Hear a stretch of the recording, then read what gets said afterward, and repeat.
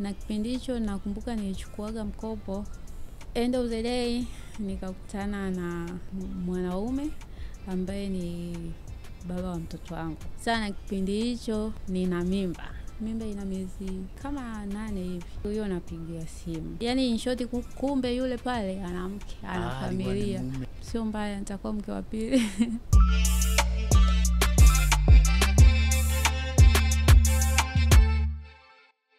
Mimi nakufahamu kwa jina la Jide.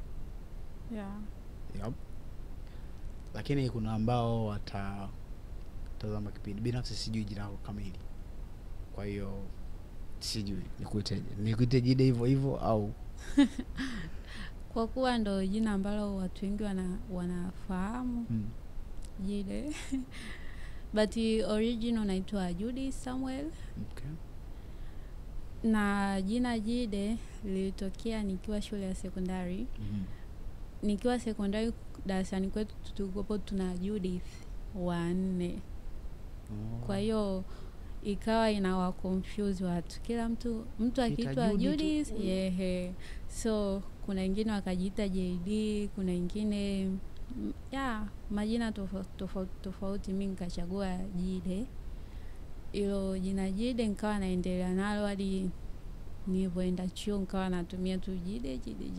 Nini maana Jide? Au uli create tu wewe mwenyewe? Ni create peke yangu. Kwa hiyo huko unajua hata maana yake Jide ni? Kwa mimi nilikopo najua kuwa ni shortcut ya Judith. Yeah. Okay, kwa hiyo ni Judith. Lazima uweke Judy Samuel, so nikawa najiita Jide Sami. Yeah. Oh, wow. Nice. Judy Samuel, Jide Sami. Jide Sami. Yeah. Karibu sana kwenye LNS. Hii ni podcast yetu. Kirefu chake ni Ndoto ni Safari. Tuko hapa tunatakiwa tupige story zinazohusiana na safari ya ndoto zetu. Unajua Kwa hiyo karibu sana. Asante sana. Kwa niaba ya wana NNS tunakukaribisha, karibu sana. Asante, nishakaribia. Yeah. Jide, mimi nitatumia tu Jide. Yeah. Nikikumbuka Judith nitakuja. Jide, kwenye hizi harakati za kufika hapa ulipo, kuna ndoto ulikuwepo nayo yamkini inaweza ikawa hii ambayo upo sasa au sio ulibadilisha? Okay, turudi nyuma kwenye kipindi watu tunakuwa umri fulani hivi wa kipindi uko msingi. Najua bali ndio ile mtu anasema kwamba mimi nikikua nataka kuendesha ndege, nataka kuchoma sindano kama nilivyochoma hospitali. Wewe binafsi ulikuwa na ndoto gani? Mimi nikiwa mdogo babangu alikuwa mwanajeshi, so nikaa nasema na mimi nikiwa mkubwa nitakuwa mwanajeshi. But nahisi kwa kuwa ikopo ni utoto. But licha ya kuwa hivyo nikopo napendaga kufanya biashara. Mamangu alikuwa anapendaga kufanya biashara. Alikuwa anachuuza bidhaa mtaani, anaenda kuuza sokoni. Na akifika sokoni anachukua, kuna bidhaa za sokoni ambazo mtaani hazipo, anakuja kuuzia mtaani. Na kuna kama kipindi cha kule Moshi, mimi nimekulia Moshi. Okay. Kuna kipindi cha maembe, maparachichi. Kipindi cha maembe, kwa kuwa mamangu alikuwa anafanya biashara, pia tulikuwa tunajaribu na sisi kufanya biashara. Kipindi cha maembe unakuta labda mimi na marafiki zangu wakati wa weekend tunaenda, kuna kijiji cha mbali tuseme kama kilomita labda 15 hivi. Okay. Tunaenda asubuhi, tunanunua maembe, tunarudi, tunapeka sehemu fulani wanaita Mangu Mtoni, ni mjini. Tunauza maembe, tunapata faida yetu, tunafurahi. Na hizi faida iko poa labda tuseme kama 1000 hivi. Na kwa kipindi hicho unaona na hela. Yeah. Hapo ukiwa unasoma shule msingi au sekondari? Msingi. Kwa hiyo sasa hapo ulikuwa ni mfanya biashara ukiwa shule ya msingi. Yeah. Kwa hiyo ile tuseme motivation ya biashara ilianzia kipindi hicho kufanya biashara yangu. Kwa hiyo ulienda nayo sekondari? Vipi kuhusiana na sekondari? Baada ya kukua msingi ulikuwa? Nikiwa msingi nikawa naenda sekondari hadi form 2 ndo nikaacheka kwa kuwa ubize masomo mengi, mitihani, labda umeenda shule, umerudi umechoka. Kwa kuwa kutokea nyumbani hadi shule tuseme kama kilomita 3 hivi. Kutokea nyumbani hadi shule. Labda unatoka asubuhi saa 12, unafika shule saa 1. Kurudi mnatoka saa 10, saa 12 kasoro au saa 11 huko na dakika unafika nyumbani. Okay. Yeah. Na ukiwa shule sekondari, pale ulikuwa unawishi kuwa nani? Kwa sababu msingi ulikuwa unatamani kuwa mwanajeshi, ukachange ukaanza kuuza maembe kwa sababu fanya biashara, unaona mama, I want to be like my mom, na nini hivyo unauza unapata faida. How about secondary? Kwa secondary nahisi sikufikiriaga nitakuwa nani kwa kipindi ya serious. Kwa umesoma kwa ile tukifikaga form 3 tunagawa kwa mnasema wale wa science wa huku, sasa pale mtu anajipambanua. Kipindi hicho secondary labda mtu wa science wa arts, yani tukopo tunapangiwa kipindi kulingana na marks ulizopata ya. Sasa kipindi hicho nikapangiwa kwenye science, nikawa tunasoma lakini hujui sijui nakuwa nani. Sema biashara ni kitu ambacho kiko positive bado kwenye damu. Kwa hiyo kipindi uko shule hukuwa kuna ile watu wakiwa shuleni, mimi niliona uko shule unasoma sekondari lakini unafanya na biashara huko, for instance no karanga na nini vile unakuja na ulikuwa unasoma shule ya serikali au? Serikali. Okay, sawa. Na baada ya hapo kutoka sekondari sasa umemaliza, umerudi mtaani, how it was? Baada ya sekondari nilipata max ya kuendea chuo, sikufanikiwa kwenda form 5 na form 6. Kwa hiyo kuna mamangu uwezo wake ukopo duni kwa sababu babangu alifariki. Na yeye ndo mama, yeye baba. Ikawa na mimi ndo mkubwa na wadogo zangu kama 4 hivi. So kuna dada yangu ambaye ni mtoto wa baba mkubwa, ni mtu ambaye namchukuliaga kama mamangu. Okay. Yeye kwa muda ule alikuwa anakaaga Dar es Salaam na ni mtu alikuwa anatupenda sana. So ikabidi nilipomaliza akaniambia ukimaliza uje. Nilipoenda kule Dar es Salaam Boko nikaanza chuo. Kuanza chuo mwaka wa kwanza nikawa nasomea mambo ya business administration. Nimesoma mwaka wa kwanza certificate, nimemaliza. Natakiwa niingie diploma. Akasema sasa hivi kwenye ada hana, yani tuseme mambo yamekuwa mengi, kwa hiyo hatuweza kunilipia, ila kwa kuwa unapenda biashara inabidi, kuna nyumba amejenga Bagamoyo na pia na yeye anapenda sana biashara sana. Kuna nyumba amejenga Bagamoyo pia na kuna biashara amefungua pale. Okay. Ambaye ni kuuza vifaa vya umeme, vifaa vya umeme. So ikabidi tukahamia Bagamoyo. Kijijini lakini sehemu panaitwa Kidomole. Tumehamia pale. Tumekaa. Sipendi kuongelea sana kuhusu story hiyo hapo, ila nimekaa pale kwa kama miaka 2 hivi. Mwisho wa siku nikatoka hapo. Nikajaga kwa mjomba wangu. Okay. Ambaye yuko Bagamoyo mjini. Okay. Sema na uzuri moja kipindi kile ambacho niko kwa dada yangu. Ni mtu ambaye anaonyesha ananipenda. Unajua kuna ile uko nyumbani maybe sikukuu unapewa, unanunuliwa nguo. Labda tuseme unakula unachokitaka. Yeah, but unajua binadamu kama binadamu au mtu ambaye ana ndoto, unakuta kuna vitu vingi na viwishi. Maybe anatamani awe na biashara yake. Na ukiangalia kwenye mazingira yangu ya nyumbani, ni mtu ambaye pia anatakiwa nimsaidie mamangu, niwasaidie wadogo zangu.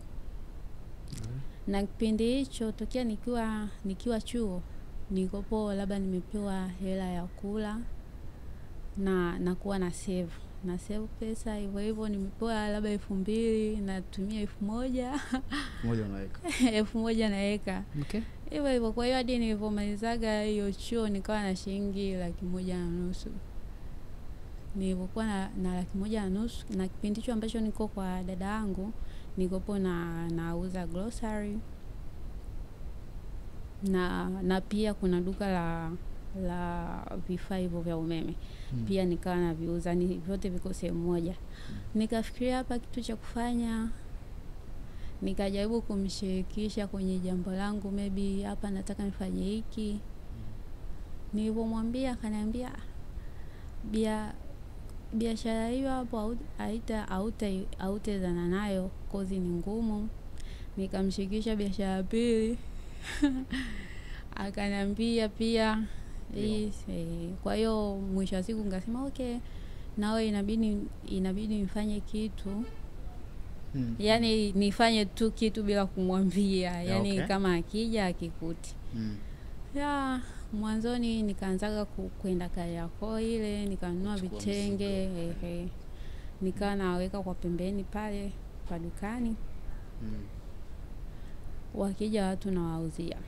Hivyo mdogo hadi nikajaga nikatoka hapo, lakini still bado kwa kipindi hicho nikopo na kiu bado ya kuendelea kusoma. Na nahisi nikopo na kiu labda hapa hivi mfano hata kama nikitafuta kazi unaambiwa haya kazi ipo, sema unatakiwa uwe na diploma. Kwa design fulani kama ulikuwa sasa unaishi. Nikawa naishi sasa, ungekuta nimesoma zangu, si ungekuta tayari na kazi sasa hivi. Kwa sasa hapo design fulani kama sasa ukawa na feel like nimesoma, ningekuwa nimeshapata kazi. Yeah, and vipo vitu vingi sema sipendi kuviongelea. Okay. Okay. Nikahamiaga Bagamoyo kwa mjomba wangu ambaye yuko na mke wake. Kwa pale nahisi nikopo na kama 300,000 saving. Ambazo umesema. Pamoja na zile za biashara zangu kama 300,000.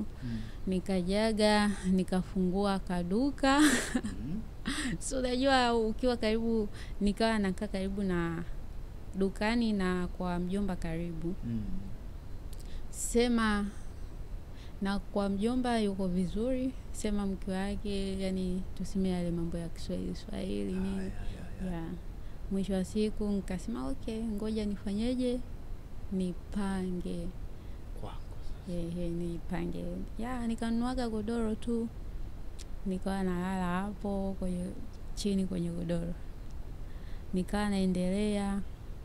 Na kipindi hicho nakumbuka nilichukuaga mkopo na kila wiki marejesho. Kwa hiyo mkopo ukawa unanichanganya, hela ninayopata kwenye mkopo nikiangalia biashara iendelee. End of the day nikakutana na mwanaume ambaye ni baba wa mtoto wangu ambaye niko naye. Saa the way gia aliyokuja nayo unajua yule mtu anakuja na anakuambia yani ni mtu ambaye anaonyesha kuwa atakutimizia ndoto zako nini. Kama nikopo na mpango wa kuendelea kusoma, akaniambia okay, usijali nitakusomesha nini. Kuishia tutaendelea. Na ni mtu alikopo anaonyesha ananipenda sana. Nice. Nikaanza na process za kwenda kujiunga chuo NIT pale. Kipindi nahisi hivi ni matokeo kama umeomba nafasi then ukachaguliwa. Ni matokeo. Of course ni matokeo. Yametoka, okay. Kwa hiyo tuseme selection. Selection. Ikaja na natakiwa niende. Sana kipindi hicho nina mimba. Tayari ya mwamba. Na mimba sasa ikawa inanisumbua hiyo. Akaniambia wewe inabidi basi. Hapo yeye ameshalipa ada au? Hajalipa ada. Sasa ulikuwa unaenda kufanya si ile unaomba. Unaomba. Unapeka nini na kipindi hicho akaniambia okay, inabidi ukae utulie kwanza, ukishajifungua utaenda.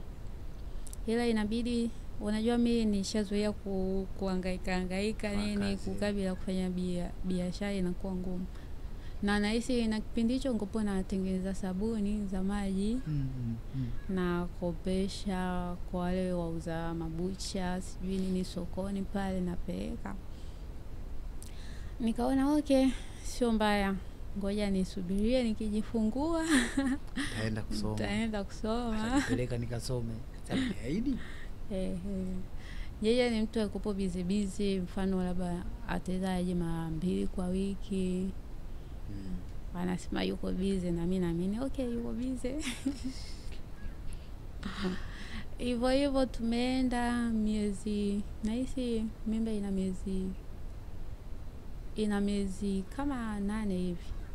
Siku hiyo napigwa simu. Napokea ni mwanamke. Yani in short kumbe yule pale anamke, ana familia.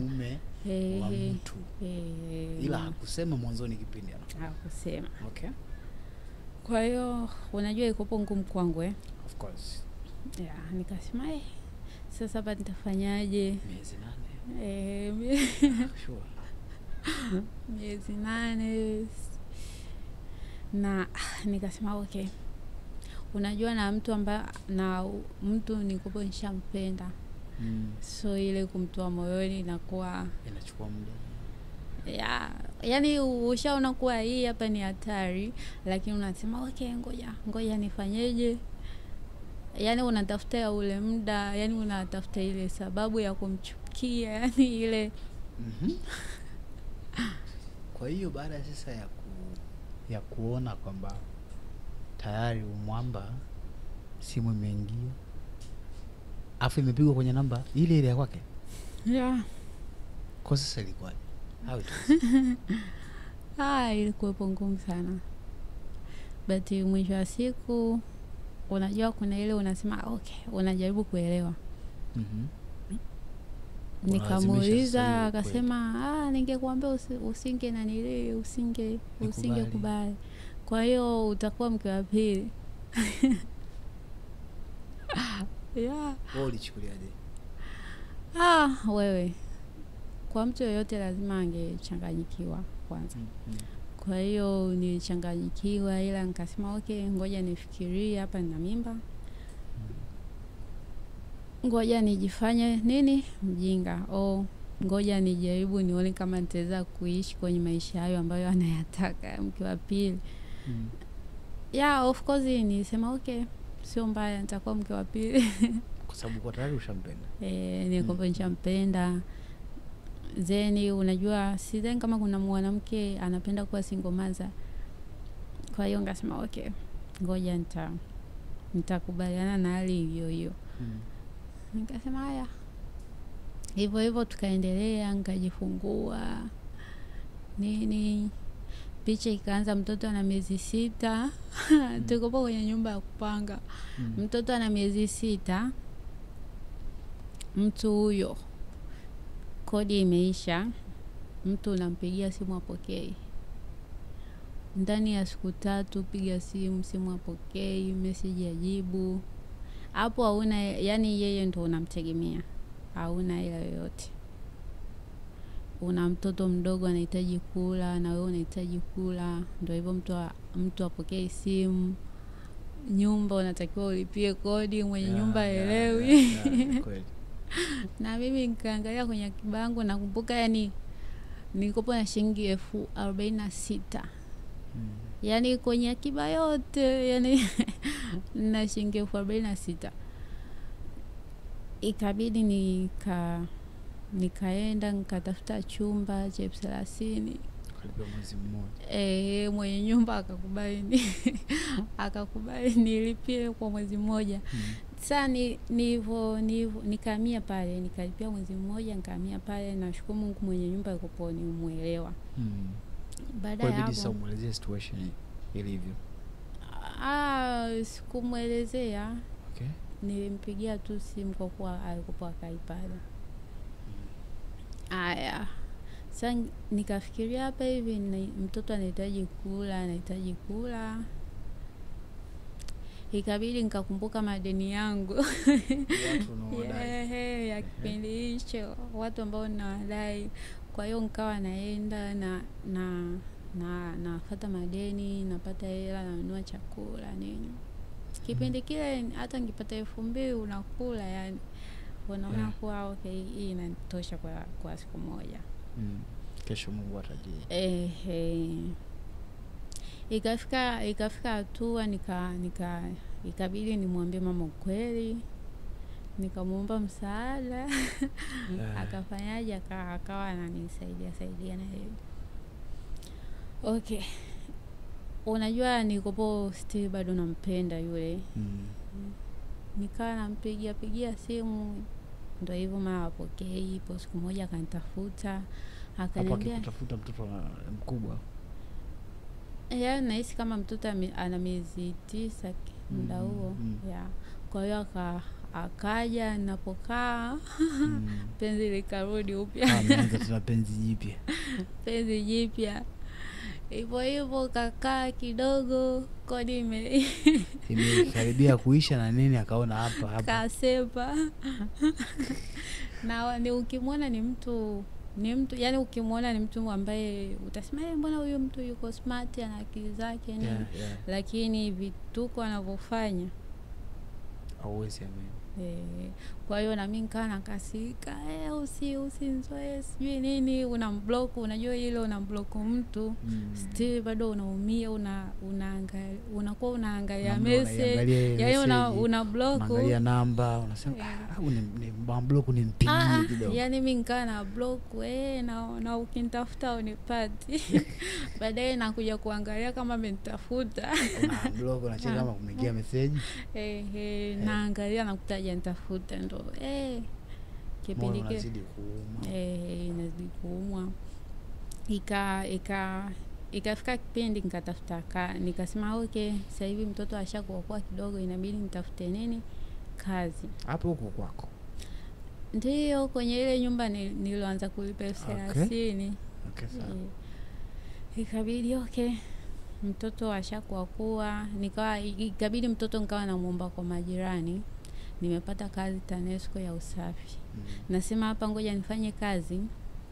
Nikipata kazi na kuwa, yani nipate kazi, nifanye kazi nipate pesa kama miezi mingapi hivi, kama miezi 3 nipate mtaji nianzishe biashara yangu sasa. So nikapata kazi, nikawa mtoto namuombea kwa jirani pale. Kweli. Nikawa nafanya kazi. Sasa mtoto alikuwa na tabia kulia, alikuwa hapendi watu, hajazoea watu, sijui tuseme. Sasa ambao nilikuwa nawaachia labda ni kama watoto fulani hivi. Labda tuseme kama miaka 16 hivi. Nikawa nawaachia na mama yao, sema mama yao yuko busy lakini muda mwingi yuko nyumbani. Sasa unakuta mtoto analia, wewe uko kazini unashangaa. Hapo umekuja. Umeletewa mtoto. Uko kazini umeletewa mtoto. Labda anafanya namnyonyesha, zeni na wapa waende naye. Unaendelea na kazi. Hivyo nikitoka labda kazini ndio hivyo nabebana na mtoto wangu, labda nikopa natengeneza sabuni za maji pia. Naenda nazungusha sabuni za maji hizo, narudi, maisha yanaenda hivyo. Sasa ikafika hatua nikapataga boyfriend ambaye yani unajua ni mtu ambaye alikuwa amenikubali the way nilivyo nini. Sema huyo na kipindi hicho pia nikopo na rafiki ambaye tuseme nikopo namchukulia kama dada yangu. Kila ninachomwambia anakushauri. Ananishauri hichi na nikopo namwamini sana. Sasa siku hiyo nikamwambia nimepata boyfriend. Sasa huyo boyfriend akawa ananiambia okay, hapo hama. na kipindi kile ninanyonyesha, ni mtu ambaye akupa anasema okay mimi niko tayari hadi maybe hata mambo ya sijui ya sexy hadi mtoto aache kunyonya. Kwa hiyo nikawa najitahidi kumsahau kuhusu yule. Na kama nilivyokuambia nikopo na rafiki huyu ambaye alikopo kama dada yangu, kama ndugu yangu. Kila kitu nikawa namwambia. Saa ikafika hatua nikatafuta nyumba nyingine maeneo ya Magomeni. Nikalipa chache na yule nyingine akaniongezea huyo new boyfriend. Akawa ananisupport na so unajua nimetokea kwenye kipindi hicho maisha yani tuseme hata maisha ile mtu kukupa kitu sijui free yani najihisi okay tuachana hapo. Akawa ananisupport.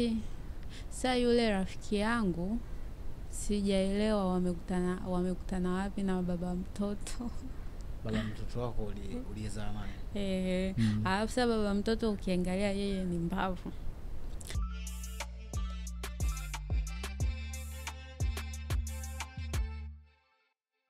Sasa yule rafiki yangu amekutana na baba mtoto, akamueleza kila kitu. Sasa hivi mimi nimechukuliwa na mwanaume mwingine, kamuonyesha hadi sehemu nakaa, kamuonyesha hadi huyo mwanaume anafanya wapi kazi. Sana kipindi hicho nahisi niko mdogo au na akili za kitoto. Akaanza kunitumia message za vitisho. Ananiambia wewe umetoroshwa. Huyo mwanaume ndo amenitorosha. Wewe umetoroshwa. Na ukiangalia miezi 3 hivyo hatuwasiliani.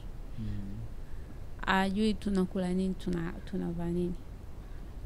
So ikabidi akasema okay wewe umetoroshwa na huyo mwanaume na ni mwanaume mwenyewe ndo hicho hapo ama zake. Namfuata na huko kazini kwake namharibia, namfuata kwa bosi wake. Sasa mimi nikaingia ile uoga. Nikasema amna, nikawa najitetea pale, nikamwambia yule new boyfriend ni mtu ambaye yuko ana roho nzuri sana. Nikamwambia yaliyotokea na hisi na yeye akaogopa, akawa wasiliana na mimi tena.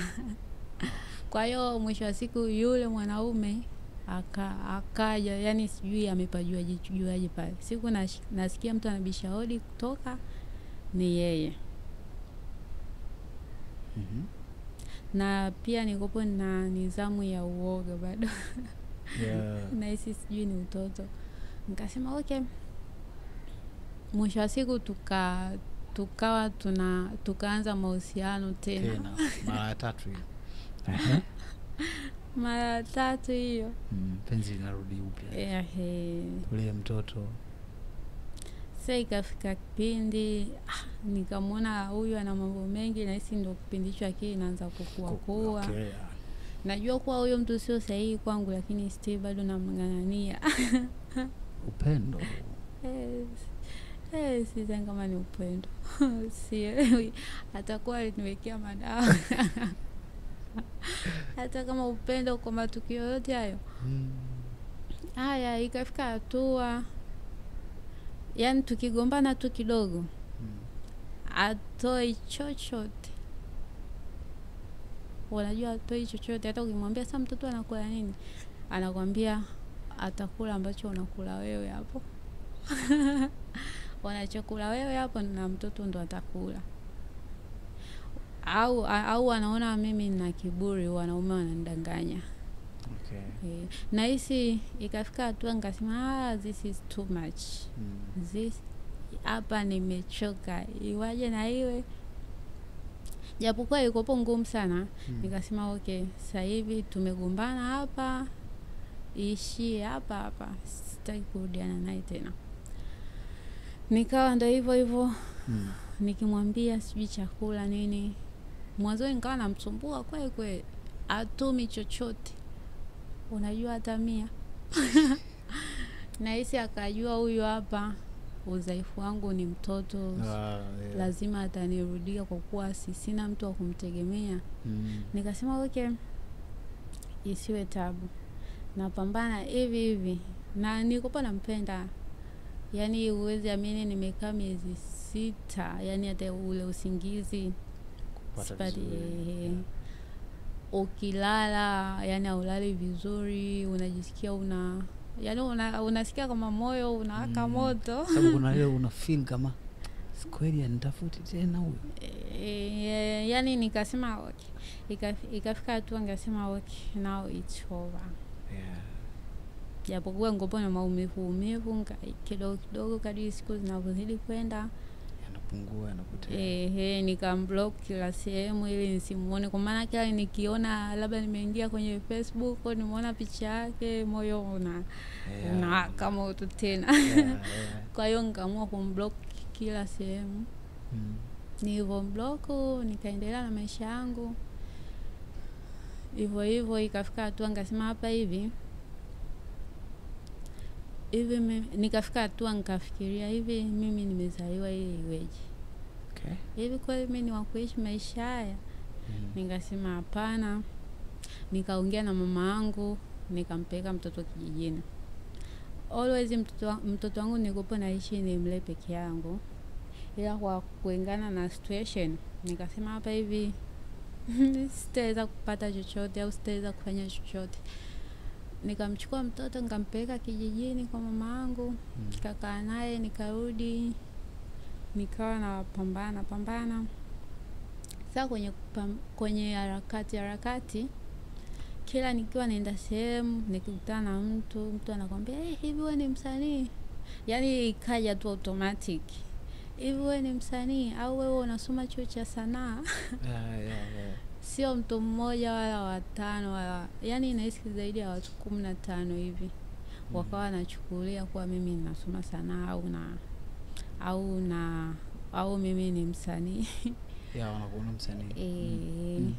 Kwa hiyo nikafikiria hivi kwa nini watu wote wananiambia kitu hiki kimoja, na mimi hapa nikopo before na tabia kusoma vitabu.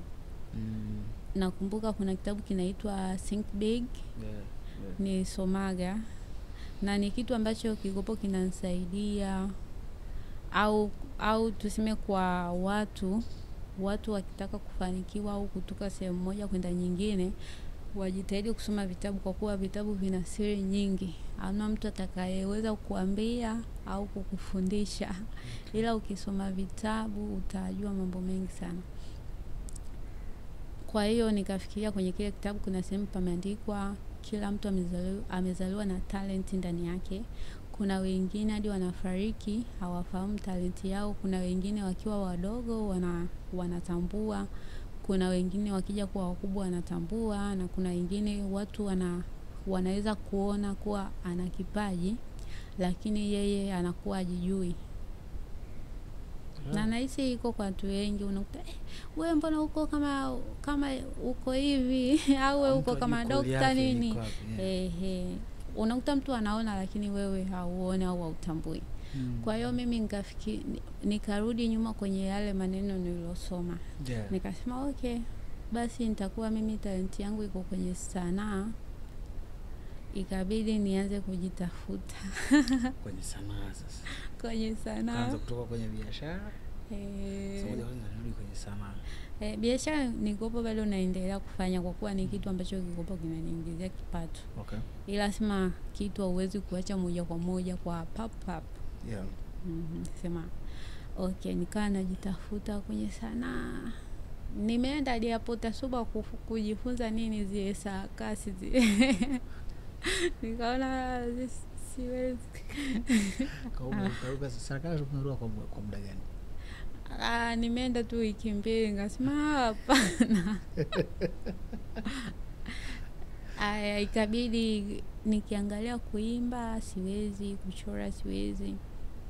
Ila nikawa najiona hivi mimi si mrefu zeni nafaa kuwa model.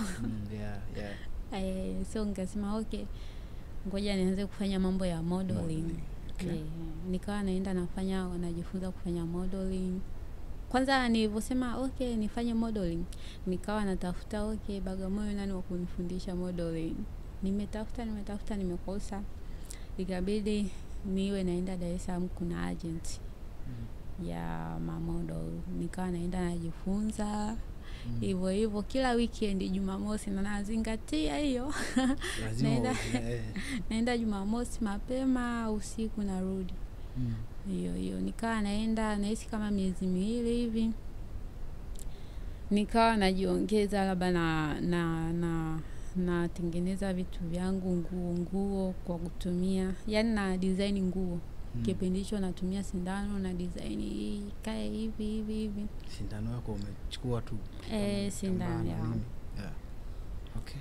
Nikiwa nafanya hivyo, nikipiga picha, mimi lengo langu napiga picha na posti. Unavaa mwenyewe? Napiga picha na posti. Najisikia tu happy. Lakini still kule nasema hivi mimi nafanya modeling. Sema na nahitaji pesa, nataka nifanye kitu ambacho nahitaji pesa. Ila ngasema okay ngoja nifanye hivi baadaye I hope one day nitakuwa model mkubwa. Nice. Yeah, hivi. Aya, ikafika hatua nikiwa na posti kuna watu ambao wako kwenye modeling. Wakaniambia unajua Jide wewe unatengeneza vitu vya tofauti, kwa nini usio unaonyesha kwenye fashion show mavazi yako, unatengeneza mavazi unaonyesha kwenye fashion show? Okay. Na mimi ngasema hivi kitu kama hiki kinawezekana, new idea mpya ambayo sikuwahi kuifikiria. Nikasema okay, na mimi kipindi hicho kupo najua designer ni mtu mkubwa balaa. Kuwa designer is not easy. Nikasema okay ngoja nifanyeje. Nikafikiria kipindi hicho kukawa kuna fashion show, kiingilio shilingi 50,000 kama designer. Okay. Na kipindi hicho 50,000 kwangu kubwa. Kutokana na maisha 50,000 kubwa kwa wakati mmoja. Na hapo ilikuwa ni Bagamoyo au ni Dar es Salaam? Bagamoyo. Okay. 50,000 kubwa kwa kipindi hicho. Nikasema okay ngoja nifanyeje. Nakumbuka nikampigia kaka yangu mmoja. Nikamwambia nina shida na 70,000. Akaniambia okay baada ya wiki 2 nitakugea. Baada ya wiki 2 tu akanitumia. Na kwa upande wa ndugu zangu ni watu ambao wana hela sana. Sema mimi kuwasumbua naona yani hadi ni kuombe la sijui najiona.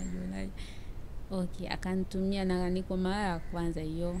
Sijawahi kumuomba. Akanitumia, nikatengeneza nguo. Nikaenda nikaonyesha kwenye fashion show. Na kipindi hicho naenda unajua niko sina confidence. Nikawa sijiamini. Sema nilitengeneza vitu ambavyo viko unique. Japokuwa sikuwa kwenye ile real fashion. Unajua designer ni mtu ambaye labda anaonyesha, labda mimi naonyesha color au kuna story kwenye nguo. Kwa hiyo mimi nimetengeneza sina cha story, sina cha nini, nimetengeneza tu vitu tofauti. By nature. Kika hapa kitakuwa sawa. Yani nguo, labda kama nguo moja nimeitengeneza, kama nguo moja nimetengeneza na vifuu, nguo nyingine nimetengeneza na mabaki ya vitenge nini. Ila kiuhalisia labda kama wewe unataka kuonyesha mabaki ya vitenge au mabaki ya vitambaa, kikubwa ni unatakiwa unaenda na kitu kimoja hicho. Okay, nikaonyesha kwenye fashion show, watu wakapenda. Unajua kwa kipindi hicho hata mtu akiwa ananiambia wewe kazi yako nzuri nini, naona kama ananichora. Kwa wewe jinsi unaona kama vile anakuchora. Naona kama ananichora. Na mimi nilienda kwa ajili ya kusema okay ngoja nijaribu kwenda. Yani na nilivyosema najaribu nimepata mwitikio mkubwa kulingana na kuliko mimi nilivyokuwa nafikiria. Hiyo situation ni ngumu sana. Yeah. Kwa hiyo baada ya ya kufanya hizo fashioning za mabaki ya vitenge na nini? Ikawaje? Haya, baada ya kwenda huko kwenye fashion show, mwitikio ukawa mkubwa kuliko zeweni nilivyokuwa. Kwa sababu ulikuwa unaona mimi ngopo naona okay, ngoja nionyeshe tu. Anachora. Wakapendeza vipi? Hata mtu akisifia naona tu huyu anachora. Unakuta hata kama kuna design ambaye mzoefu ni anakushangaa wewe. Hiki kitu hiki umefanyaje? Wow. Kwa hiyo ngaona so ikaenda hivyo ikaenda hivyo. Kipindi hicho still bado natengenezea nguo kwa kutumia sindano. Ikabidi kuna rafiki yangu hapo anajua kushona. Ikabidi nikawa naenda kwake najifunza ile artistic kuendesha mashine. Nikawa najifunza hivyo ndani ya wiki 3 hivi. Nikawa nakusanya hela nikanunua mashine ya kushona ya kwako. Ile ya nini ya miguu. Ile ya kawaida ile. Haya, ikafika kipindi kama miezi kipindi hicho sasa nikaona saa hizi napata sifa nyingi lakini mbona siingizi pesa? Hiyo nao sasa changamoto. Unajua sifa kibao, watu wanakutafuta na watu ambao wanakutafuta wanataka kuwa kama wewe. Wewe mwenyewe unaona bado, lakini kuna watu wanataka kuwa kama wewe. Labda kwa kuwa nilikutana na kuna mtu ambaye ni rafiki yangu anafanya kazi kwenye Channel 10, ndio kipindi hicho aliona kazi zangu akanifanyia interview. Kwa hiyo watu wakawa wanafanyaje, wakawa wananitafuta, mtu akinitafuta ananiambia mara mimi nataka kuwa model, mara mimi mwingine nataka mimi designer niko nini, na I wish one day tushirikiane. Kwa hiyo ikawa hivyo. Sasa nikawa najiuliza sasa hivi mimi nina mfano watu wakawa wananitafuta wengi. Unajua na kitu ambacho nilichojaribu kukifanya ni ile kuwa unique. Hamna kitu kizuri kama kuwa unique kwenye kazi zako. Kuna ambao wanaanza na kuna ambao tayari wapo. Sasa unakuta kuna ambao nimewakuta lakini mimi nafahamika, nikawa nimepata muitikio mkubwa kuliko wale ambao walikuwepo before. Yaani ni kitu ambacho nilianza kiutani tuseme kama kiutani alafu hicho kikaja haraka. Nikasema haya okay. Nikakaa kama miezi 3 hivi nahisi. Kama miezi 3 au 2 kukawa kuna shindano la Miss Tanzania 2023. Baada ya hapo wakanicheki, kuna baadhi kama 2 wakanicheki miongoni mwa Miss Tanzania. Kipindi hicho nalalamika jamani, mbona mimi napata tu nini napata tu jina lakini pesa sipati. Wakanicheki wakasema Dajide, tumependa kazi zako, tunaomba utu designie. Nikawatajia budget. Ndo kabla ya Miss Tanzania kuna ile Miss Miss Dazoni. Miss Dazoni alipatikana mmoja, kwa hiyo nikamtajia budget yangu. Kwa mavazi yako? Budget yangu nikamtengenezea. Baadaye nikapata Miss Tanzania, ndo pale ambapo naona naanza kupokea hela. Kwa hiyo sasa hapo ukaanza kuona kwamba hela inaingia sasa. Kwa mara ya kwanza kazi za mikono yako zinaanza kuingiza hela. Kitu ambacho sikuwahi kufikiria naanza kuingiza hela. Kwa hiyo nikasema hivi watu wananikubali, watu wananiamini. Unajua kuna ile mtu anakuamini kuliko wewe unavyojiamini. Nikasema okay, kama watu wananiamini kiasi hiki, kwa nini mimi nisijiamini? Nikasema okay, ngoja nijiamini na nijikubali. Ndio nikaanza kujiamini, kujikubali. Hivyo nikipata tenda. Yaani unajua ndani ya mwaka mmoja ukajikuta unafanya tena kazi nyingi. Ya, licha ya kazi nyingi pia watu wengi wakawa wananifahamu kama kwa hiyo ndani ya mwaka mmoja watu wengi wakawa wananifahamu. Nikajaga ndani ya mwaka huo kukawa na Bagamoyo Festival. Mwaka juzi mwaka juzi kukawa na Bagamoyo Festival. Nimekuja pale, nimeweka nguo zangu, tuseme wale ma MC wakatokeaga. Niliona ile ya mara kwanza ile. Wakasema hivi unajua kumbe jana tumehangaika kutafuta nguo wakati kuna nguo nzuri sana hapa ambazo za unique. Ndo niliwageaga tu avae, wamevaa vizuri, wamenitangaza vizuri. Nakumbuka. Na so safari yangu ndo ikaanzia pale kujiamini nini. Nikatafutaga frame. Nikasema kwa kuwa nilikopo nafanyia nyumbani, nikatafuta frame, sema hiyo frame ikawa maeneo ya Uswahilini sana. Na mimi vitu vyangu vilikopo, yani ukiwa unatengeneza Uswahilini kila mtu anakushangaa sasa. Let's say umetengeneza nguo, mtu anapita pale anasimama we, mwisho wa siku anakuambia kwani nguo inafuliwa. Kwa hiyo nikasema okay, ngoja niendelee hivi hivi. Kukawa kuna rafiki yangu, nikawa natafuta sehemu ambapo kuna zile sehemu ambapo ni rahisi wageni kupita, au wale watu wa sanaa ambao watakuwa wanashangaa kama wanavyoshangaa watu wa mtaani. Wale watu wa mtaani. Na kabla ya hapo nimesahau kueleza kwa nini nimechagua kufanya vitu vya tofauti. Kwenye ulimwengu wa sasa hivi wengi wanafanya labda wanatengeneza zile nguo za kawaida. Kama we ndio unaweza, yani unajua kutengeneza nguo za kawaida kwa kipindi hicho, ni unatengeneza, lakini unatakiwa uwe na utofauti wa hali ya juu kwenye hizo nguo za kawaida, au uwe na quality nzuri sana. Na mimi hapa nikasema okay, nguo za kawaida wengi wanatengeneza nguo za kawaida na ni nzuri sana sana sana. Ngoja mimi nifanye kitu cha tofauti kidogo, hata kama ambao wanafanya vitu vya tofauti wapo, lakini sio wengi. Na kwenye kufanya vitu vya tofauti, nitengeneze kitu unique. Hata mtu akiona sehemu anajua hiki hapa atakuwa ametengeneza Jide hiki.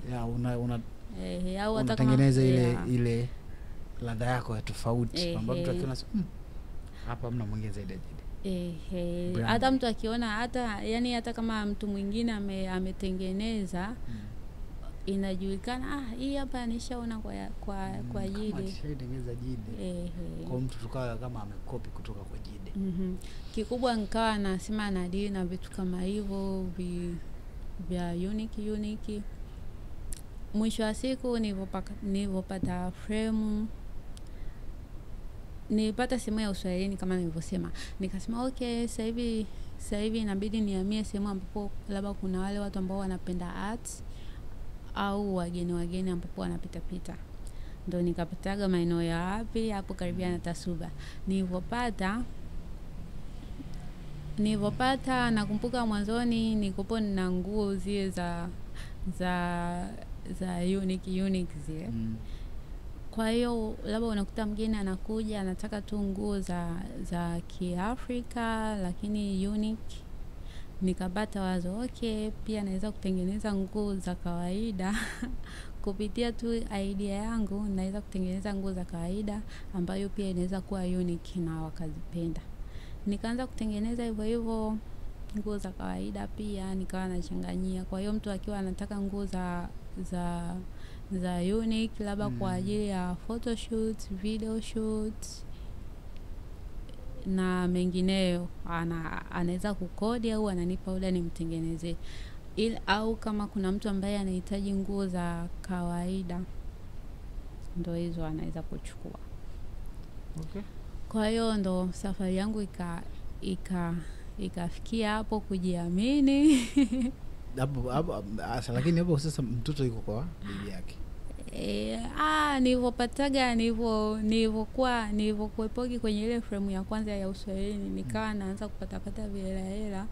Najua hapa hivi na stress zishaisha zile. Nikasema okay, sasa hivi ni muda wa kufanyaje, wa kumchukua mtoto wangu. Nikamchukua mtoto wangu. Nakumbuka huyo mwanaume alinichekigi siku moja hivi. Hapo sasa tayari umeshaanza kufanya akanicheki siku naisi, aliona picha yangu akanitafuta, na kipindi kile na unblock unblock, yani kipindi ambacho hata kama imefika kipindi ambacho hata kama akija sijui kama malaika nishasema no, moyo ushakata kabisa. Okay, akanitafutaga akaniambia sijui nakuona ni nini. Nikaona nikampotezeaga. Kipindi niko Bagamoyo nikakutana naye, nimetoka Top. Nikakutana naye akasema vipi habari? Nikasalimiana naye. Unajua mtu ambaye yani kwa mimi hapa nichukulia ni mtu ambaye amenipa challenge, na ni mtu ambaye ni ameniumiza, lakini sikutaka kuangalia ile, yani sikutaka kujudge why ameniumiza, ila muda mwingine unajua nikashukuru nikasema hivi, unajua ningekuwa na huyu hapa nisingekuepo. Kwa hiyo naona hata yeye hapo amechangia mimi kuwepo hapa. Kwa hiyo ni vizuri kumfikiria kwenye positive way.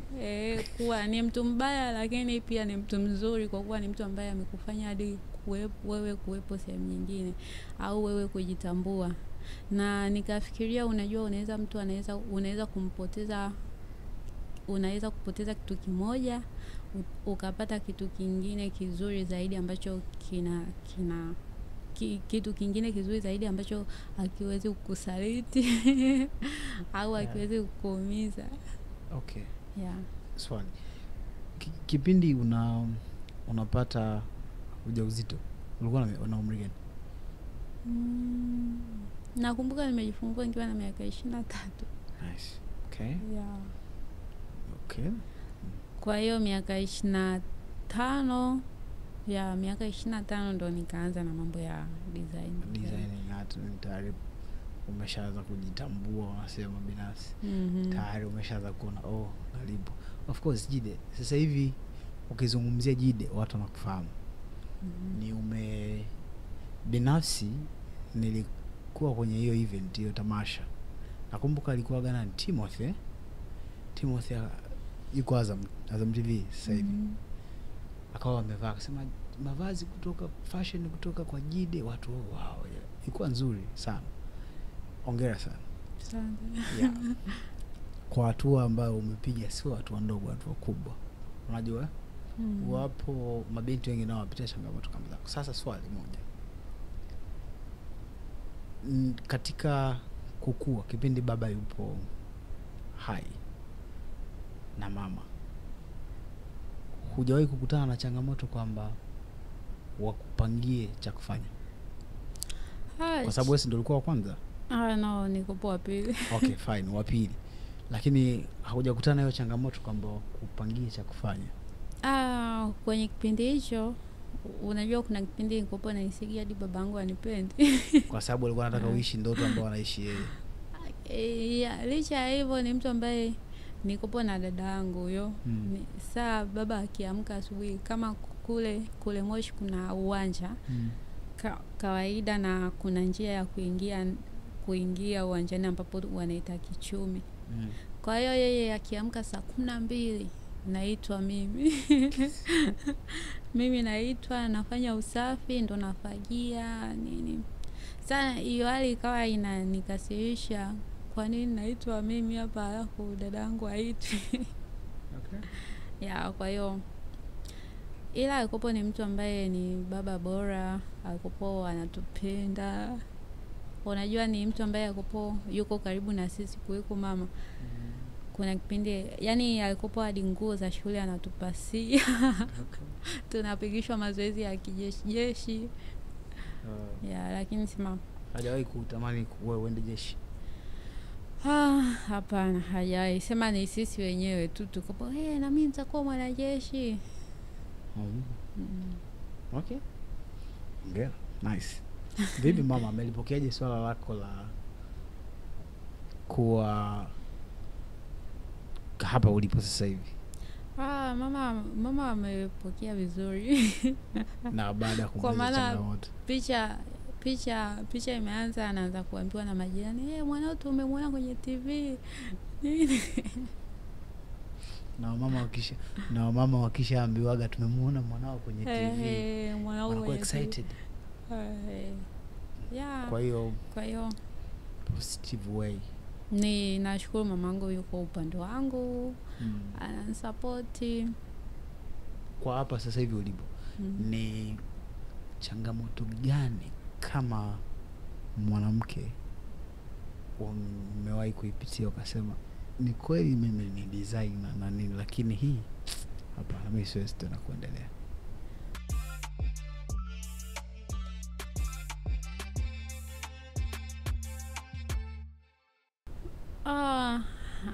Yani kwa mimi changamoto yangu kubwa ni ambayo nilioipitia ni kipindi kile nikiwa na mtoto mdogo.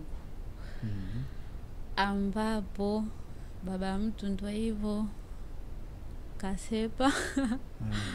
Wewe ndo mama, ukimwangalia mtoto wako analia, anataka chakula, anataka maziwa.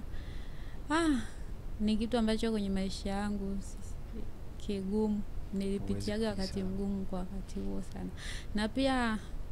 Na pia unajua kwa kipindi hicho ni kitu ambacho kikasema ngoja nisimame, nipambane, nijitafutie mimi. Unajua tuseme wanawake wengi wanaweza kupitia kwenye hali kama ya kwangu. Huenda itakuwa sio kama ya kwangu kabisa. Unakuta labda wako na mwanaume, wanamtegemea yeye kila kitu. Mwisho wa siku, in short, hata kama ni kitu kidogo unakihitaji kwa wakati huo, alafu unategemea labda mume wako au mpenzi wako akununulie, na wewe unakihitaji kwa wakati huo, na unamwambia mpenzi wako akununulie au mume wako akununulie, akawa anakuzungusha labda kesho au kesho kutwa au baadaye.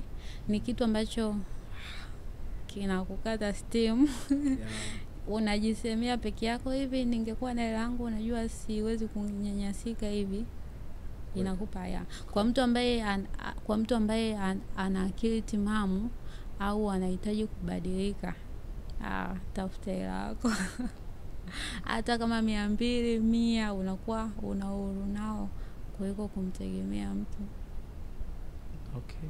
Na kwa mpaka sasa hivi baba yani baba, tuseme mtoto wangu ni kama ana baba. Baba yake ni wewe. Baba yake. Unazungumziaje hii situation ya single mother? Kwa mimi hapa unajua mimi sijawahi kujifeel kama single mother. Okay. Sijui kwa watu wengine. Kwa mwanzoni iko ngumu kwangu, ambapo labda mtoto baba yake ndo hivyo. Ikafika situation nikasema okay, mimi ni baba, mimi ni mama, ngoja nipambane na mtoto wangu. Ikawa yani nishamsahau kabisa. Napambana na mtoto kuhusu yani kwa kipindi kile ambapo yani sina chochote. Ilikopo ni inaniumiza sana, namchukia mwanaume. Naona yani wanaume wana roho mbaya, yani hata kumwonea wanawake wao hata kumwonea mtoto tu huruma, jamani, amuonee. Ila baadaye ngasema okay, mimi ndo huyu mtoto ana baba, mimi ndo baba yake, mimi ndo mama yake, and I hope one day atapata baba ambaye anajali. Kwa maana kuwa baba sio kuwa, yani sio kuzaa ndo kuwa baba. Nilivyochukulia hiyo hapo, nikawa namhudumia kila kitu, nikaona it's okay. Yani sioni kama ni ana mzigo wote. Okay. Kwa ukashaona ni jukumu langu sasa. Jukumu langu. Mtoto anamtaka baba, Unamaanisha baba yako? Atakaye kuwepo ndo huyo atakuwa sio baba yake, kwa sababu haijawahi kutokea kwamba baba akataka mtoto wake kipindi kile alikuwa mdogo. Maybe miezi mingapi, miezi 9, anakuambia nige mtoto atalelewa na mama huyu mwingine. Okay. Sasa hizi hajai kumdai. Hawezi kumdai. Kipindi hicho hata akimdai haiwezekani. Inatokea unakuta mtu anasema baba, I need my father, mtoto. Of course. Kuna binti wanapitia changamoto kama ya kwako. Unakuta ameshakutana na hilo swala, pata ujauzito labda kama hiyo ulisema, unakuta amezaa kwa kutokujua na mwanaume ambaye tayari alikuwa na familia nyingine hivyo na nini. Akishajiona kwamba hana tena msaada sehemu nyingine, yeye ndo baba ndo mama, anafikiria kufanya maamuzi magumu. Kwa unakuta hata business na nini anazofanya zinazofanya sio nzuri. Unajua nikisema hivi leo sio nzuri. Wewe kama binti ambaye ulikutana na hiyo changamoto, unawasaidia dada kama kwa mimi labda cha kuwashauri ni kwamba kwenye maisha ya kawaida kila mtu kuna wakati anakutana na hali ngumu sana. Sana ambapo yani hadi anajihisi duniani yuko peke yake. Sasa changamoto ya kifedha uko na mtoto mdogo.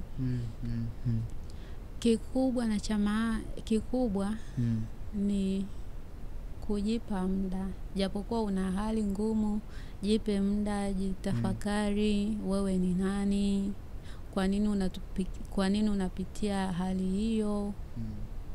Zeni uanze kujitafuta, unataka kufanya nini, unataka kuwa nini, kuwa nani. Yeah. Na hata kama ukisha jitafuta, mwingine anasema mimi nataka nifanye biashara unaweza kufanya, sio kwamba hadi upate sijui 100,000 ndio uanzishe biashara. Unaweza unapata 10,000, unaenda hata wapi, unaenda hata sokoni wanapouza mitumba, unachagua labda nguo za mitumba hata za watoto, unapita unazungusha kwenye nyumba. Sasa labda nyumba za mjini hivi hauwezi kupita nyumba 10 bila kuuza nguo hata moja. Kweli. Kwa hiyo ni ile kujitoa, kujua unataka nini. Okay. Na kuamini kuwa ukipata hela yako hauwezi kunyenyesika hata siku moja. Hata kama iwe tu 200. Hiyo. Itakufanya ufike mahali fulani. Hiyo. Na pia wathamini hata shilingi 100 wanayoiona mbele yao. Kwa maana unajua labda kuna wengine uwezo wao mdogo, labda uwezo wao wa kuishi nyumba ya 30,000, lakini anataka aishi nyumba ya 200,000. Hiyo ipo. Kwa nini ujipe stress za namna hiyo? Akati labda wewe uwezo wako wa kupata labda 100,000, unatafuta tu nyumba ya 30,000 kwa mwezi, unakaa. Ila utakayoipata unaisave kidogo. Mwisho wa siku unapata hela ambayo unaweza kufanyia kitu cha maana kuliko kukaa labda tuseme unafanyia kazi kodi. Yani wewe huko unaenda kazini au unafanya kazi ili ulipe kodi. Vipi kuskula, vipi kuskuvaa, vipi kuskiba. Kikubwa ni kuweka akiba. Kama mtu umepata 5,000, at least hata 1,000 kale umekaeka hata benki. Na sio kwamba unaiweka hiyo hela alafu unafikiria kule benki sasa hivi kutakuwa labda kuna 50,000. Yani ukiweka kama umeipoteza usifikirie. Nice. Kwa hiyo baada ya muda fulani ukija ukiangalia benki yako unaona hapo kuna mali inaweza nikaenda. Na sio kwamba, na pia kuna vile vitu ambavyo sio lazima ufanye. Kwa wanawake ndio tunapenda urembo. Lakini sio lazima wewe ni mrembo hata yani wewe ni mrembo tu wewe ulivyo, sio hadi sijui uende upake sijui manini, uweke nywele, usuke nywele. Wewe mfano unaona nywele zangu hizi. Mimi labda kwenda saluni mara moja kwa mwezi kwenda kulipea tu. Na kwa mwanzo nikopo nimeweka nywele za kawaida. Kuchana ikawa inanisumbua, nikasema ngoja nikaeke nini, nikaeke dread tu. Okay. Wapo watakao kwanza na nini, lazima kupendeza, mwanamke kupendeza na nini, unajua zile. Alafu ujue kama dread kwa mwanzoni wanasema dread gharama, dread sio gharama labda kwa mwanzoni miezi miwili ya mwanzoni ndo gharama. Lakini baada ya hapo nywele zikisha komaa unajiachia tu. Okay. Na mwanao sasa hivi shule jina la baba ameandika nani? Kwanza sijakwambia. Baba yake hadi jina kanidanganya.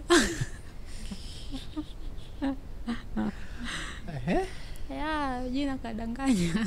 Kwa hiyo mwanao aandika umempa jina hili ambalo ulitambulishwa mara kwanza. Ndio hilo wanatumia. Kwa huyo sio mwanae. Kwa sababu hata kwenye viti vyake akiambiwa alete vyeti vya kwake vya jina lake na watoto wa kule na huyu ni tofauti. Si ndio? Kweli. Kwa hiyo babake unamjua wewe mwenyewe, si ndio? Ndio hivyo. Kwa hiyo jina la baba na la ukoo alikupa tofauti. Nahisi la ukoo mmoja lakini baba tofauti. Kwa maana mwanzoni nikopo aishi mimi ni Mkristo, so nikawa naishi ni olewe na mwanaume wa Kikristo. Nice. Sasa yeye akaniambia Daniel, kumbe jina lake tofauti la Kiislamu. Okay. Kwa bidii mwanao sasa umpe jina lile. Fine. Sawa. Pole. Hongera, lakini kwa sababu wewe ni mwanamke shujaa na shupavu, ukitaka kuonyesha unyonge kwenye maisha. Unajua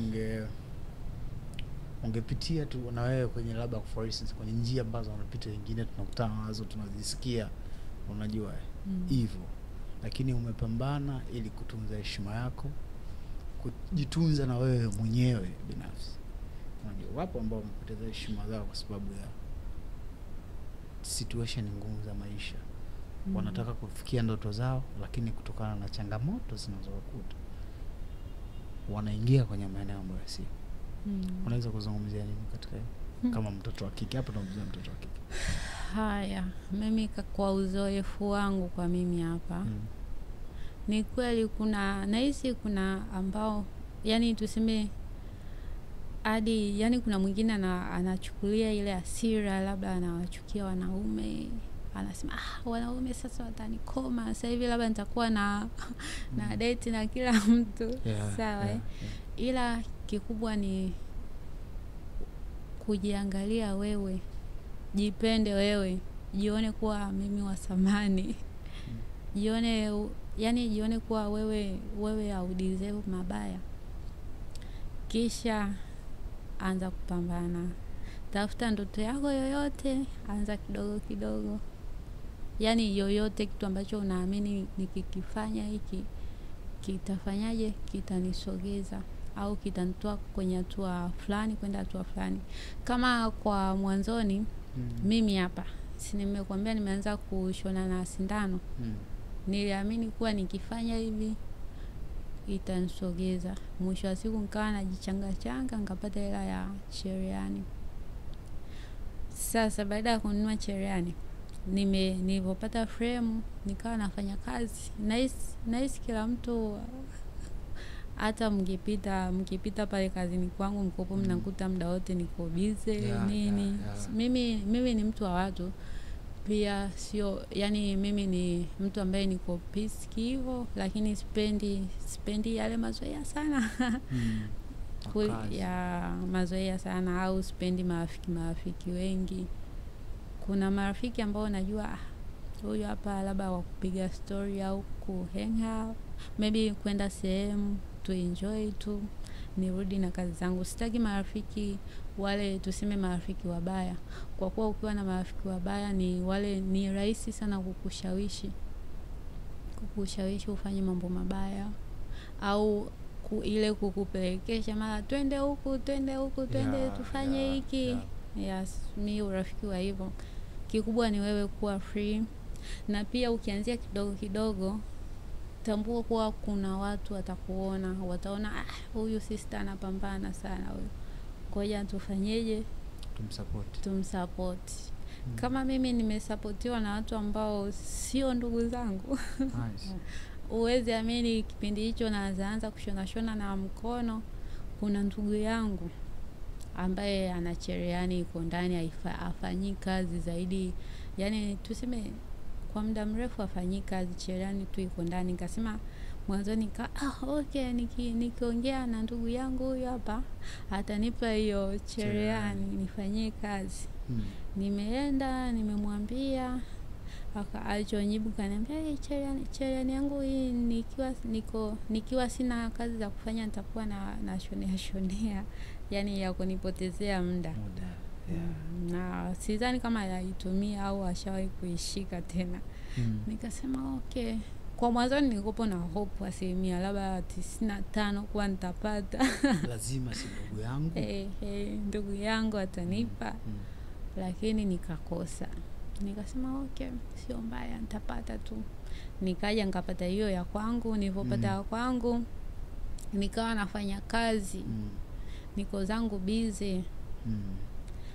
Mtu siku akawa ni mtu ambaye yuko nje, akaniambia vipi, na akaniambia vipi, kuna zawadi nataka nikuletee. Okay. Ya cherehani huko sijui ya milioni 1 huko kama na nusu. Ukiachana na Juki, nilianzia kupata ile ya nini overlock kale. Kaniletea zawadi. Kwa hiyo nikawa nafanyia kwenye ile ya kawaida ya miguu pamoja na ile ya overlock. Sijalipia hata shilingi 5 zawadi. Nikakaa baadaye nikawa na wish, kuna rafiki yangu hadi anaitwa Marichui, nikawa na wish namwambia unajua hapa naishi niwe na cherehani kubwa Juki. Akaniambia usijali, wewe pia una marafiki wengi. Wewe si una marafiki, kwa nini usifanye donation? Nikamwambia okay, ngoja nafikiria. Akaniambia okay, basi ngoja mimi nitaenda chuo, nikirudi tutajaribu kufanya hivyo. Wiki 2 hazijapita mtu akanipa ofa, akanigea nini ile mashine ile Juki ile. Kwa hiyo nikasema according to your energy, watu wakasema you know what, we can support her. Yeah. Kwa hiyo watu wakakusupport. Nice. Nafurahi kwa kweli. Yeah. Kwa hiyo kikubwa wakiamua kufanya kitu wasiogope, haijalishi ni unakifanya. Unajua kuna vitu unaweza kufanya mtu anaona sasa huyu na uzuri wake wote anafanya anafanya hivi, au anauza karanga au kuna wengine unakutana nao wanakudharau wateja. Unajua pia kuna jinsi ya kudili na wateja. Kuna wateja wengine au yani wanakuchukulia negative. Lakini wewe kuna yani wewe wakikuchukulia negative, try to be positive. Kuna mteja unakutana naye anakuchukulia vibaya, anakudharau nini, lakini wewe ukimuonyesha hujakasirika, japokuwa kiuhalisia unakasirika, lakini ujaribu kutokumuonyesha, ye mwenyewe mwisho wa siku anaona anakuchukulia kawaida, mnakuwa tu marafiki na anaendelea kuungisha. Nice. Yeah. It could be last question au naweza kaongezeka mwangazi. Wewe una binti sasa hivi. Swali langu, unasomesha mwenyewe kila kitu wewe mwenyewe. Inaonekana una power of saving money kwa sababu unajua kusomesha si swala dogo yeah. Siri nini? Sijui niseme nini. Cha kwanza jinsi ya kusomesha, yani unajua mimi naona yani nishaona kuwa ni kawaida, yani sioni kuwa kusomesha ni kitu ambacho kinahitaji kujipanga sana. Yeah, maybe nikipata hela hapo kwenye kutunza utunzaji wa pesa. Mimi sio mtu wa starehe. Sio, yani sio mtu wa kwenda out ovyo ovyo, sio mtu wa kunywa bia. Mimi nikinywa bia ninunuliwe. Na nikinunuliwa, yani niisha semaga labda maybe ambayo natumia ni Savana au wine. Kitu ambacho hata kwa mimi naona hivi nitoe 5,000 ninunue Savana au nitoe 15,000 ninunue wine. Sema nafanyaga hivyo mara moja siku najua kweli hapa hivi nimefanya kazi ndo nitanunua. Au kwenda, yani sisemi kuwa mtu kusave pesa sio kwamba usiwe unaenda labda hauti kula chakula kizuri. Ya kuna muda wa kula chakula kizuri. Kuna muda wa kwenda out.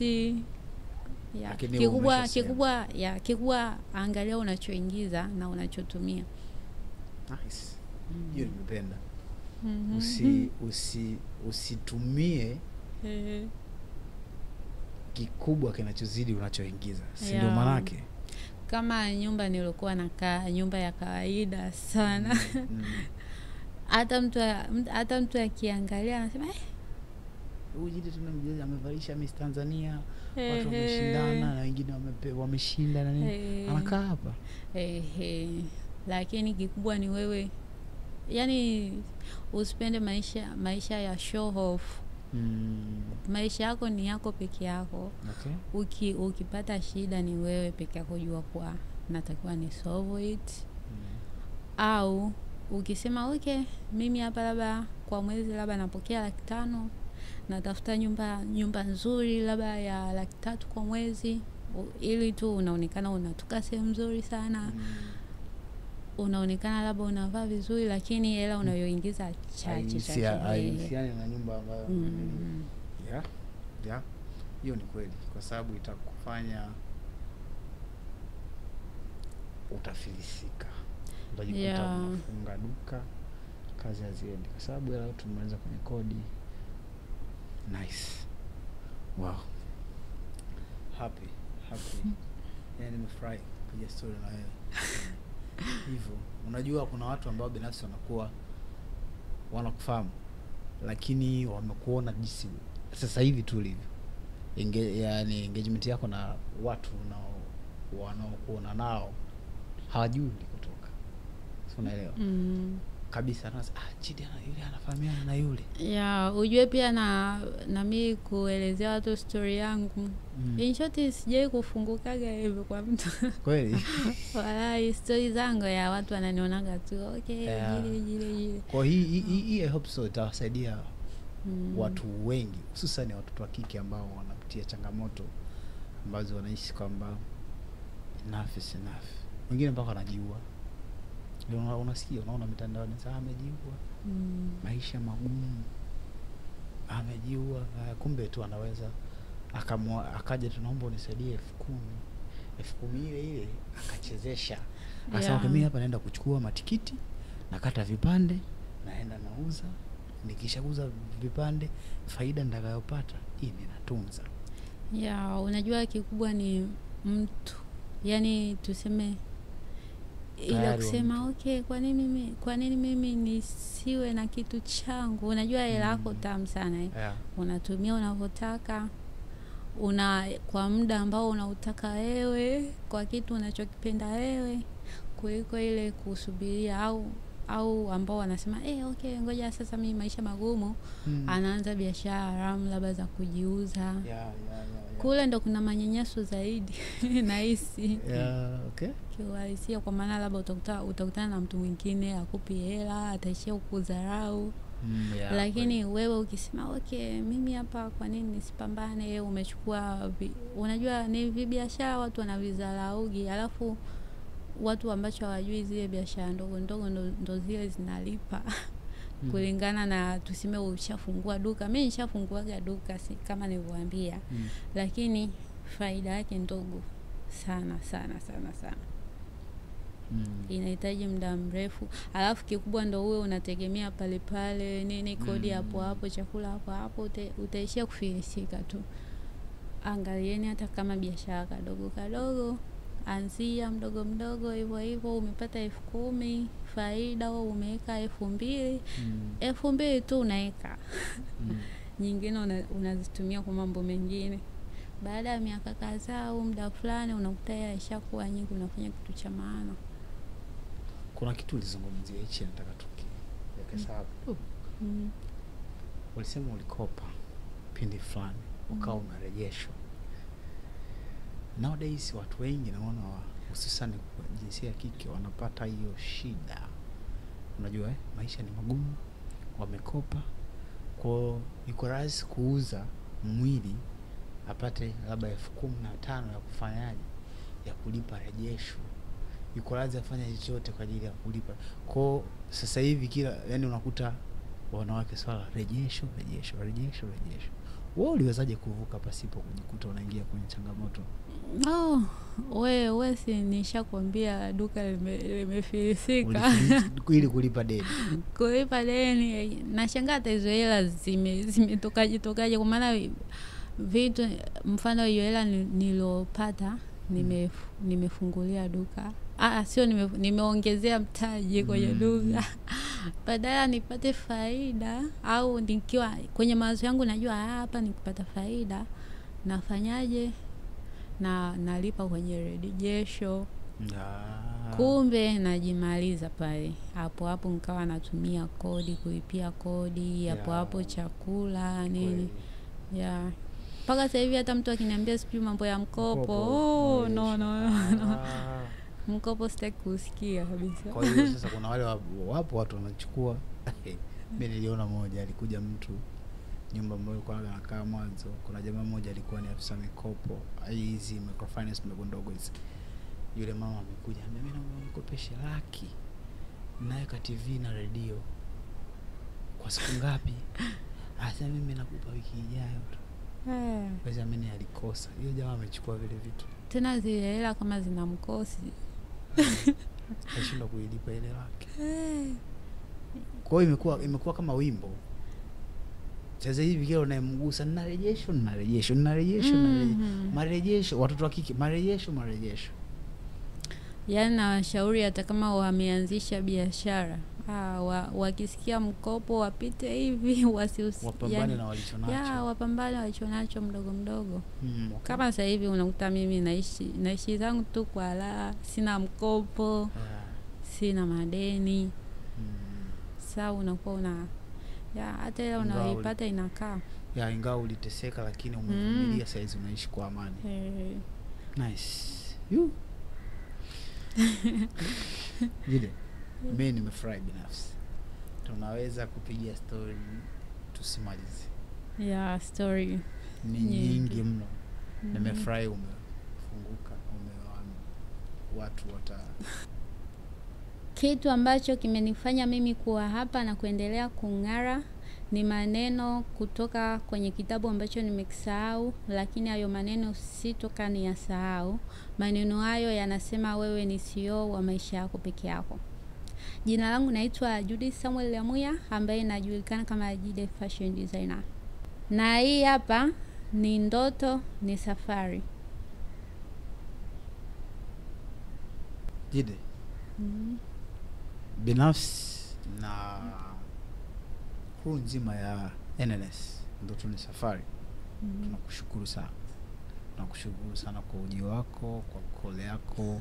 Umekubali call yetu, umekuja umeshare na sisi. lakini naamini itawasaidia watu wengi sana ambao wanapitia hiyo changamoto. Kwa hiyo tunakushukuru sana. Asante sana. Asante, na mimi pia nawashukuru kwa kushare story yangu. Unajua watu wengi wananifahamu mimi kama Jide, but story yangu behind hawaifahamu. Kwa hiyo naamini kupitia story yangu wengi watajifunza. Na kuna wengi ambao wako kwenye wakati ambao nilikuwa napitia. Kupitia story yangu watajua nini cha kufanya. Kwa hiyo usisite pia wakasema jamani kama kuna vingine aje tena kutuambia, usisite, tukikukaribisha karibu sana. Vingine vipo vingi. Sema kwa leo hii hapa ni inatosha. Na pia kwa wakati wote mtakaonihitaji nitakuwepo. Asante sana. Asante.